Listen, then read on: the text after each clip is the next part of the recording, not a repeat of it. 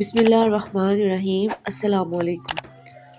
ان دنوں جب میں کالج میں پڑھتی تھی میری واحد دوست نشین تھی۔ ہم دونوں کے گھر ایک ہی محلے میں تھے، تب بھی اکٹھے کالج جاتے تھے۔ ہمارے گھر کے سامنے ہی چند بیرکس بنی ہوئی تھی جن میں کینڈیڈیٹ ٹریننگ لیا کرتے تھے۔ کالج جاتے ہوئے نشین اکثر ان بیرکس کی طرف دیکھتی تھی جن میں کینڈیڈیٹ ٹریننگ لیا کرتے تھے، جدھر سے چوکو چوبند خوب روح کینڈیڈیٹ کبھی ویسے ہی اور کبھی پیریڈز کرتے نظر آتے۔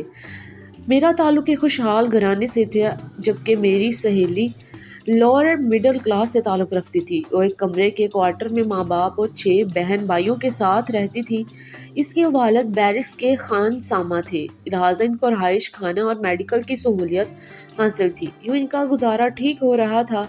جب ہم کالج جا رہے تھے تو کینڈیڈیٹ کی پریڈ ختم ہوئی اور کینڈیڈیٹ وہاں سے نکل کر اپنے رہائشی یونٹس کی طرف رواں دواں ہو جاتے تھے۔ ان میں گلریز خان بھی تھا، جو نہایت خوبرو، لمبا، تڑنگا اور سرخ و سفید رنگ والا نوجوان تھا۔ نشین کے والد کی وجہ سے وہ نشین کو جانتا تھا، کیونکہ گلریز کا کھانا وہی پکاتے تھے۔ میری سہیلی کو یہ خوبرو کینڈیڈیٹ بہت پسند تھا۔ اس کا جی چاہتا تھا وہ گلریز سے بات کرے، مگر وہ بے نیازی سے ہمارے پاس سے گزر جاتا تھا۔ ایک دن اچانک ہمارے راستے میں آ گیا تو نشین کے کہنے پر ہی میں نے اس کو سلام کیا۔ اس نے چونکہ میری جانب دیکھا تو میں نے فوراً کہا، معاف کیجیے گا، جان پہچان کے لیے یہ بہت ضروری تھا۔ ابھی میں نے اسی قدر کہا تھا کہ ترنت نشین نے ایک رکا آگے بڑھا دیا جو وہ پہلے سے لکھ کر لائی تھی۔ اگلے روز اسی وقت پھر وہی جوان ہم کو راستے میں ملا، تبھی اس نے رکا آگے بڑھایا۔ نشین نے اس کے ہاتھ سے لینا چاہا، مگر اس نے اس کی بجائے پرچہ مجھے تھما دیا اور آگے بڑھ گیا۔ میں نہیں جانتی اس حرکت سے نشین پر کیا گزری۔ راستے بھر وہ خاموش رہی، کلاس میں آتے ہی چین بے چین ہو گئی۔ میں جان گئی نشین اس لڑکے کو نہایت پسند کرتی تھی۔ چھٹی کے وقت ہم نے یہ رکا کھولا تو اس میں درج تھا، میں آپ کا نام نہیں جانتا، مگر نام جاننے اور دوستی کے لیے یہ بہت ضروری تھا، تبھی رکا لکھنا مناسب سمجھا۔ اور ہاں، میرا نام گلریز ہے، ساتھ اس نے اپنا فون نمبر بھی لکھا تھا۔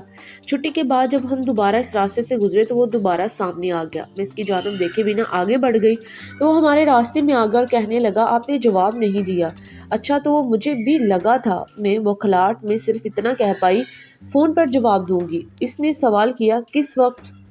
میں نے کہہ دیا، شام کے وقت۔ میں نے یہ کہہ تو دیا، مگر نشین میرے پیچھے پڑ گئی کہ فون کرو۔ پھر خود ہی نمبر ملا دیا اور فون مجھے تھما دیا۔ گلریز نے ہی فون اٹھایا، لیکن کہا کہ نشین کے بغیر مجھ سے ملے۔ بیرکس کے قریب ہی ایک چلڈرن پارک تھا، یہاں ہم روز شام کو ملنے لگے۔ نشین بھی ساتھ ہوتی اور کبھی میں چھٹی کا بہانہ کر کے کسی اور ٹائم پارک چلی جاتی تاکہ وہ ساتھ نہ ہو، اور یوں ہماری ملاقاتوں کا سلسلہ چلتا رہا۔ ہم گھنٹوں ٹیلی فون پر بات کرتے۔ اس نے اپنے گھر میرے لیے بتایا، یوں ایک روز اپنی امی اور بہن سے بھی میری بات کروائی۔ میں اپنے آپ کو دنیا کی سب سے خوش قسمت لڑکی سمجھتی کہ ایسا ہم سفر مجھے ملنے جا رہا تھا جو میرے جیسی ہزاروں لڑکیوں کا آئیڈیل ہوا کرتے تھے۔ اس کی ٹریننگ ختم ہو گئی۔ گلریز کا خیال تھا کسی دوسرے شہر پوسٹنگ سے قبل وہ رشتے کے لیے اپنے والدین کو ہمارے گھر بھیجے گا۔ ادھر میرے والدین میری شادی کی فکر میں گلنے لگے۔ کچھ رشتے آئے مگر وہ مناسب نہ تھے، جبکہ گلریز کا مستقبل روز روشن کی طرح عیاں شاندار تھا۔ میرے والدین چاہتے تھے کہ میری جلد از جلد شادی ہو جائے، کیونکہ ابو جان ہائی بلڈ پریشر اور دل کے مریض تھے۔ ایک روز اچانک ان کو دل کا دورہ پڑا اور انہیں علاج کی غرض سے ایک دوسرے شہر لے جانا پڑا۔ میرے چاچا بھی رہتے تھے۔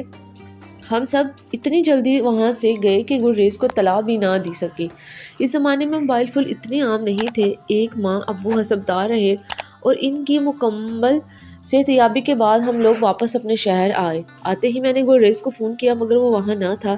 جس نے فون اٹھایا اس نے بتایا کہ اس کی پوسٹنگ واکنیٹ ہو گئی ہے۔ میں نے اس کا بہت انتظار کیا، مگر نہ اس نے فون کیا اور نہ ہی خط لکھا۔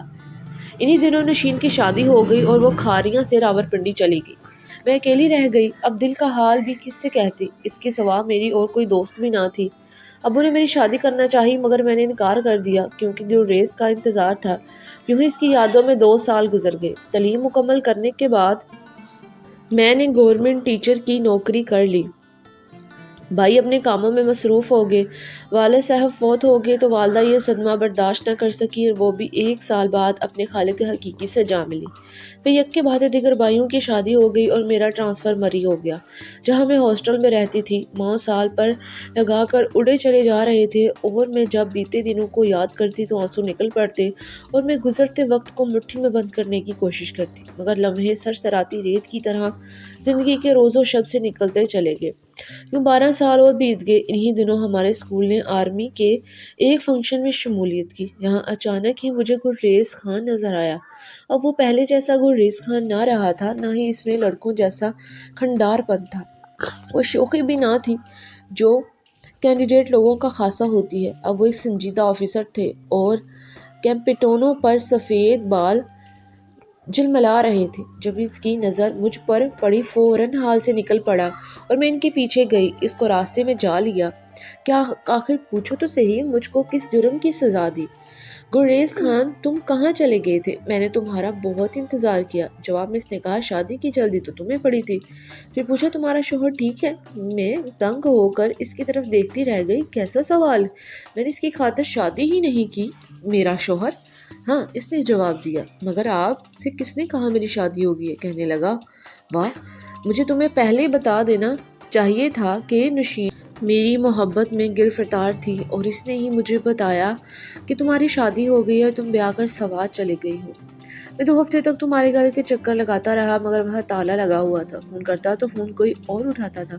پھر میں نے یہ سچ جان کر تمہارے گھر والے تمہارے ساتھ گاؤں چلے گئے ہیں تمہاری شادی کروانے۔ یہ سن کر میں نے سر تھام لیا اور اس کو بتایا، نشین نے غلط بتایا۔ ہم لوگ سخت پریشانی میں ابو کے علاج کے سلسلے میں ایک ماہ کے لیے کراچی چلے گئے تھے، کیونکہ وہاں میرے چاچا ڈاکٹر تھے۔ میں نے تو آج تک شادی ہی نہیں کی۔ گلریز کو یہ سن کر حیرت ہوئی۔ میں نے اس کے انتظار کی آس میں ابھی تک شادی نہیں کی۔ اس نے بتایا کہ شادی تو اس نے بھی نہیں کی، کہ اس کا لوگوں پر سے اعتبار اٹھ گیا تھا، شادی کرنے کو دل نہ چاہتا تھا۔ یوں خدا نے ہم کو ملا دیا، کیونکہ ہماری محبت سچی تھی۔ آج میں مس گلریز ہوں اور اپنے گھر میں بہت خوش ہوں۔ سوچتی ہوں خدا نے مدت بعد ہم کو ملا دیا، لیکن نشین نے کیا خوب میرے ساتھ کیا، پیٹھ پیچھے چھرا کھونپ دیا۔ حالانہ وہ میری گہری سہیلی تھی۔ تقریباً سال پہلے اطلاع ملی کہ نشین سرطان کے مرض میں مبتلا ہو کر چل بسی۔ میں نے بھی اس کا برا نہیں سوچا تھا، نہ اسے کبھی بد دعا دی تھی، مگر سچ ہے، خدا کی لاٹھی بے آواز ہوتی ہے۔ اللہ تعالیٰ اس کی مغفرت فرمائے۔ دوستو، مزید اس طرح کی سبق آموز کہانیوں کے لیے ہمارے چینل کو سبسکرائب کریں، لائک کریں اور ویڈیو کو شیئر کریں۔